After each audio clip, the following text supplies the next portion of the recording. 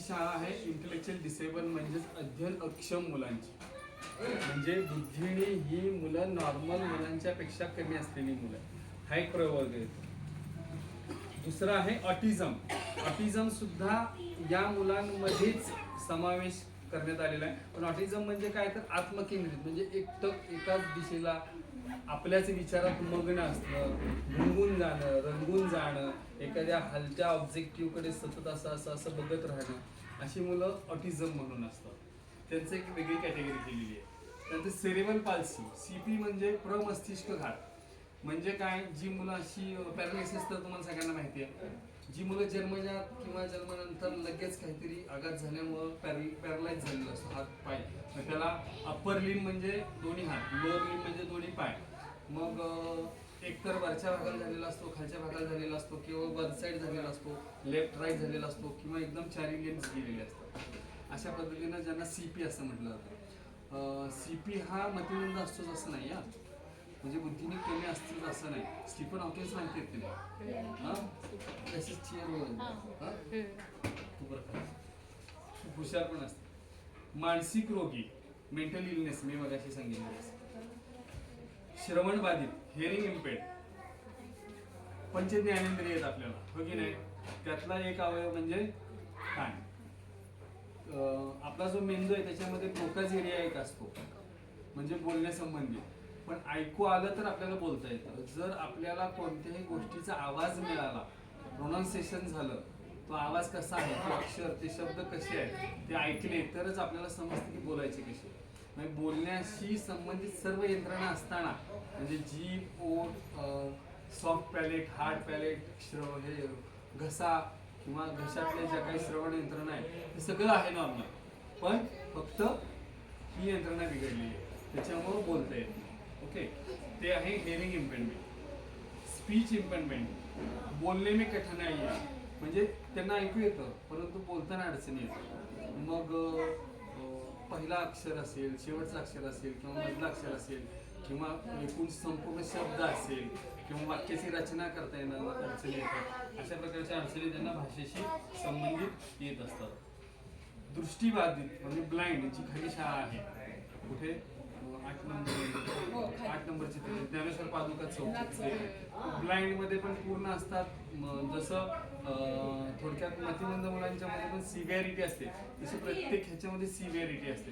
Hearing loss काढतो म्हणजे काय, त्याची श्रवण क्षमता काढली जाते. तसंच दृष्टींच्या लोकांमध्ये सुद्धा असतं. किती टक्के तो अंध आहे हे आपल्याला बघता येतं, ते डॉक्टर लोक बघून ठरवू शकतात. अल्पदृष्टी, एकदमच लो विजन आहे, त्यांचं पण वेगळं केलेलं आहे, आणि ब्लाइंडचं वेगळं केलेलं आहे. लोकोमोटर डिसॅबिलिटी म्हणजे हात आणि पाय दोन्ही एकदम अशक्त असतात. लोकोमोटर म्हणजे हलनचलन, एका जागेवरून दुसऱ्या जागी जातो. कुष्ठरोग, कुष्ठरोग तर नॉर्मल तुम्हाला सगळ्यांना आम्हाला माहिती आहे, त्यांना पण यामध्ये अंतर्भूत केलेलं आहे. बवनापण, 4 फूट म्हणजे जी बुटकी आहेत लोक, अशा लोकांना सुद्धा दिव्यांग म्हणून गणले गेलेलं आहे. ज्यांची उंची 147 सेंटीमीटर पेक्षा कमी असेल, तेवढी किंवा त्यापेक्षा कमी असेल. ऍसिड अटॅक, चेहऱ्यावर वगैरे बॉडीवर कुठे ऍसिड अटॅक झाला तर त्याच्यामुळे जे काही अपंग येतात त्यांना सुद्धा दिव्यांग म्हणून गणले गेलेलं आहे. मस्क्युलर डिस्ट्रॉफी, मांसपेशी, आपल्या जे बॉडी बनलेली आहे ती मांस आणि बोन्स यांनी बनलेली आहे. पण मस्क्युलर डिस्ट्रॉफी म्हणजे जे आपण म्हणतो ना ह्याचं मास, मसल पॉवर, थोडक्यात स्नायूंची क्षमता ती जर वीक असेल एका लिमिटपेक्षा तर त्यांना सुद्धा दिव्यांग म्हणून गणले गेले. Specific learning disability. आता लर्निंग डिसेबिलिटीमध्ये म्हणजे काहीतरी त्यांना ठराविक गणितामध्ये, भाषेमध्ये, लँग्वेज किंवा परिसरमध्ये अशी काही ना काहीतरी स्पेसिफिक डिसेबिलिटी असते की ज्यांना बाकी सगळ्यात ते नॉर्मल असतं, परंतु अध्ययनामधल्या कुठल्या तरी एखाद्या विभागाविषयी, भागाविषयी त्यांना नॉर्मल मुलांसारखं अध्ययन करता येत नाही. त्याच्यामुळं स्पेसिफिक लर्निंग डिसेबिलिटी असलेल्या लोकांना सुद्धा याच्यामध्ये अंतर्भाव केले. त्याच्यामध्ये बोलणं, ऐकणं, लिहिणं या संदर्भात कुठेतरी नॉर्मल मुलांपेक्षा वेगळे पण असते. बौद्धिक अक्षम, मी म्हटलं की इंटेलेक्च्युअल डिसेबल्ड जी आमची मुलं आहेत.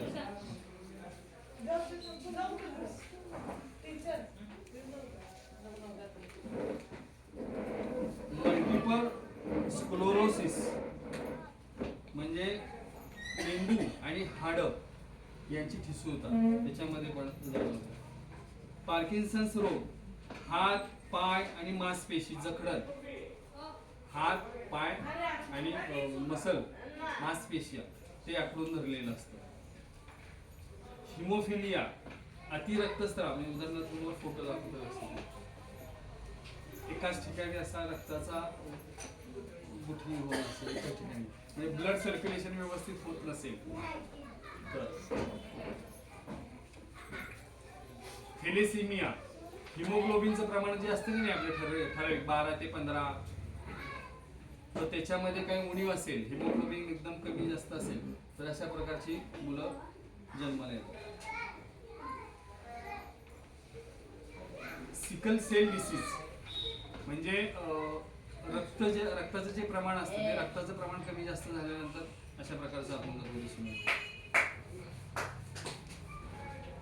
मल्टिपल डिसेबिलिटी, म्हणजे मिश्रण, मिक्स व्हेज कसं म्हणतो आपण, वांग बटाटा एकत्र केले की तसं आहे. दोन प्रकारचे अपंगत्व एकत्र आले की त्याला मल्टिपल डिसेबिलिटी असं म्हटलं जातं, बहुविकलांग. अशा प्रकारच्या 21 अपंगत्वांना शासनाने दिव्यांग या व्याख्येमध्ये बसवलेलं आहे. लक्षात आलं? आता सर्वसमावेशक इंटिग्रेटेड एज्युकेशन म्हणजे काय आहे? तुम्हाला शिकवलं ना इंटिग्रेटेड एज्युकेशन म्हणजे काय? इंटिग्रेटेड एज्युकेशन म्हणजे काय बोलूया आपण. म्हणजे मी शिक्षक आहे, पण तुम्ही शिक्षक होणार आहात, शिकताय, आणि उलट माझ्यापेक्षा अपडेट नॉलेज तुम्हाला आहे, हो की नाही? करंट जे काय आहे, नवीन कायदा जो आहे काढलेला शासनाने तो, आणि इंटिग्रेटेड सर्वसमावेशक म्हणजे काय, तर सर्वांना सामावून घ्यायचं. पण म्हणजेच काय,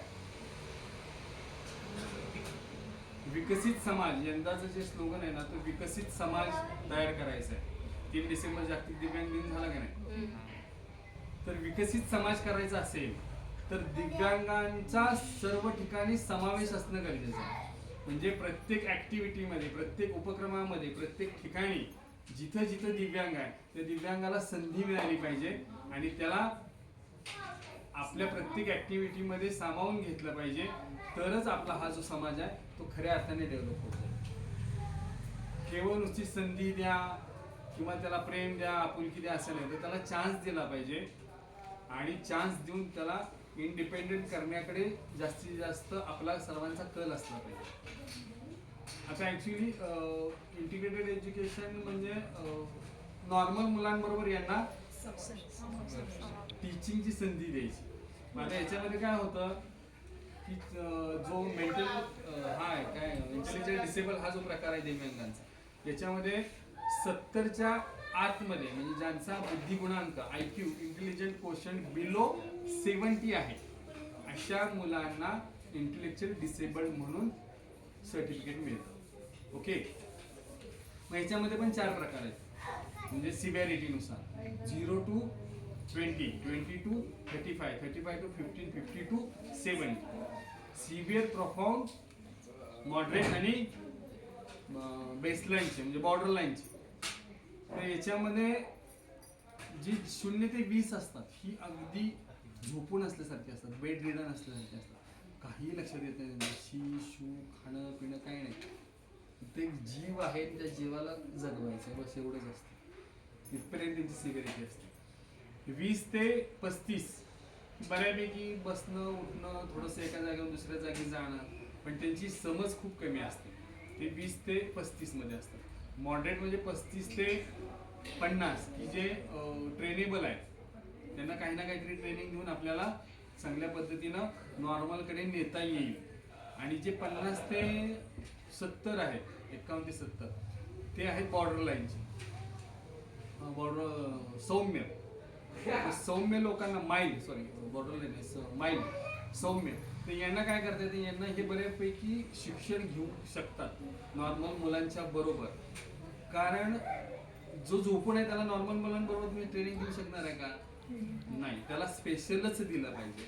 मग अशी काही मुलं आहेत की ज्या मुलांना, मग आता हिअरिंग इम्पेअर्डचं आहे, फिजिकली हँडिकॅपचं आहे, ब्लाइंडचं आहे, किंवा ऑटिझम असेल, तुम्ही मगाशी म्हटलं तसं CP असेल, ॲसिड अटॅक असेल, किंवा जे ह्याच्यामध्ये इतर दिव्यांग म्हणून गणले गेलेले आहेत अशा मुलांना स्पेशली अशा किती स्कूल्स काढल्या जातील किंवा किती ठिकाणी ट्रेनिंग देता येईल, त्यापेक्षा त्या मुलांना, त्या दिव्यांग व्यक्तींना, विद्यार्थ्यांना नॉर्मल मुलांबरोबर जर चान्स दिला, संधी दिली, तर ते स्वतः वेगळे असल्याचं एक मनामध्ये न्यूनगंड पण तयार होणार नाही त्यांच्या, की मी काहीतरी वेगळा आहे, मला यांच्यामध्ये काय नाही. आपण बघा अशी जर कॅटेगरी केली तुमच्या आत्ता असलेल्या ट्रेनिंगच्या मुलांमध्ये सुद्धा अबोव 80, अबोव 60, अबोव 40, तर थोडं कुठेतरी हर्ट होतो ना आपण, की आम्हाला का बाजूला काढलं, आम्ही नाही का 60 पासून 80 पर्यंत जाऊ शकणार, किंवा 40 to 60 जाणार, किंवा 60 to 80 जाणार,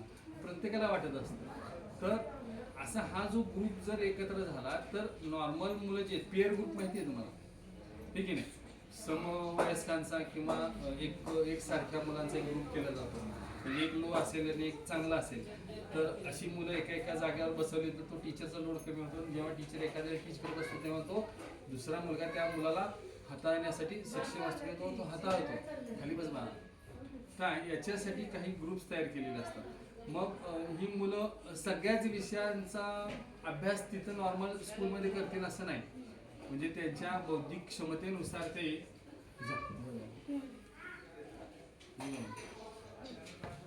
नॉर्मल मुलांच्या बरोबर शिक्षण घेते. मग कुठलं आर्ट क्राफ्ट असू शकेल, एखाद्यासाठी स्पोर्ट्स असू शकेल, एखाद्यासाठी मॅथ्स असू शकेल, एखाद्यासाठी भाषा असू शकेल. पण सगळ्यात मोठा फरक काय माहिती आहे का, शिक्षण प्रक्रियेतल्या या तिकडं अभ्यासाला केंद्रबिंदू मांडलेला आहे.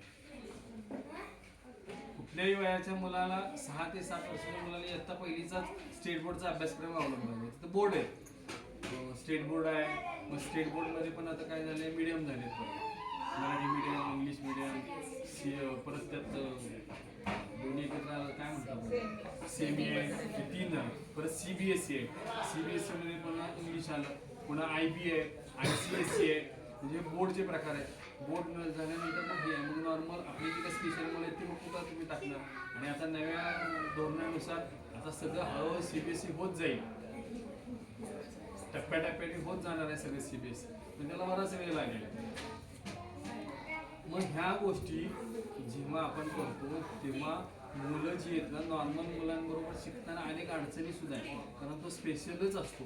परंतु इतर चांगल्या मुलांच्या सोबत राहिल्यानंतर काही चांगल्या गोष्टी त्याला येतील, ती मुलं ॲडॉप्ट करतील. पण ॲडॉप्ट केलं तर जर तू मी केलं, तू काळा आहेस तू गोरा आहेस, जर 4 गोऱ्यांच्यात एक काळा टाकला तर त्याला समजून घेणारे पाहिजे ते 4 गोरे. एक उदाहरण दाखल सांगतो मी, काही वर्णभेद करत नाहीये.